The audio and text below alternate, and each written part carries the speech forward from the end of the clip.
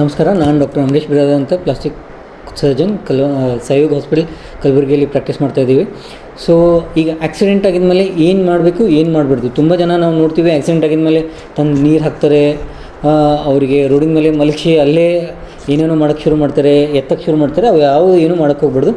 ಈಗ ಯಾವುದೇ ಒಂದು ರೋಡಿನ ಮೇಲೆ ಆಕ್ಸಿಡೆಂಟ್ ಆಯಿತು ಅಂದರೆ ಫಸ್ಟ್ ಸೇಫ್ಟಿ, ಪೇಷಂಟಿಗೆ ಒಂದು ರೋಡ್ ಪಕ್ಕದಲ್ಲಿ ತಂದು ಸೇಫ್ ಜಾಗದಲ್ಲಿ ನೀವು ಸೇಫ್ ಆಗಿರ್ತೀರಿ, ಪೇಷಂಟು ಸೇಫ್ ಆಗಿರ್ತಾರೆ. ಅವ್ರಿಗೆ ಹೆಂಗೆ ತರಬೇಕು ಅಂತಂದಿದ್ರೆ, ಒಂದು 2 ಅಥವಾ 3 ಜನ, ಒಬ್ಬರು ಕಾಲು ಹಿಡಿದು, ಒಬ್ಬರು ಶರೀರದ ನಡುವಿನ ಭಾಗ ಹಿಡಿದು, ಒಬ್ಬರು ತಲೆ ಸ್ಟೆಬಿಲೈಸ್ ಮಾಡಿ ಒಂದು ರೋಡ್ ಸೈಡಲ್ಲಿ ತರಬೇಕು. ತರೋದಾಗಿದ ಮೇಲೆ ನೀರು ಹಾಕೋದು ಬೇಡ, ಜ್ಯೂಸ್ ಹಾಕೋದು ಬೇಡ, ಯಾವುದೇ ಥರ ಬಾಯಿಂದ ಏನೂ ಕೊಡಬಾರ್ದು. ಬಿಕಾಸ್ ಈಗ ನಾವು ಯಾವುದೇ ಏನು ಸರ್ಜರಿ ಮಾಡಬೇಕು ಅಂದರೆ ಒಂದು ಖಾಲಿ ಹೊಟ್ಟೆಲಿಂದ ಇರಬೇಕು, 6 hours ಎಂಟಿ ಸ್ಟಮಕ್ ಇರಬೇಕು ಅಂತ ಹೇಳ್ತೀವಿ. ಸೊ ನೀರು ಯಾವುದೇ ಥರ ಏನು ಬಾಯಿಂದ ಏನೂ ಕೊಡೋದು ಬೇಡ. ಅದು ಆಗಿದ ಮೇಲೆ ಇಮ್ಮಿಡಿಯೇಟಾಗಿ ಒಂದು ಆ್ಯಂಬುಲೆನ್ಸನ್ನು ಕಾಲ್ ಮಾಡಿ ನೀವು ಅವರಿಗೆ ಇನ್ಫಾರ್ಮ್ ಮಾಡಿ, ಈ ಥರ ಆಕ್ಸಿಡೆಂಟ್ ಆಗಿದೆ ಅಂಥೇಳಿ.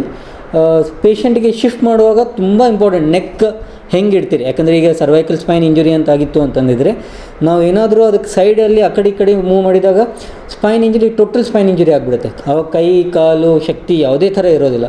ಅದ್ರ ಜೊತೆಗೆ ಈಗ ಕೈ ಕಟ್ಟಾಗಿತ್ತು, ರಕ್ತಸ್ರಾವ ಆಗ್ತಾಯಿದೆ, ಇದಕ್ಕೇನು ಮಾಡಬೇಕು?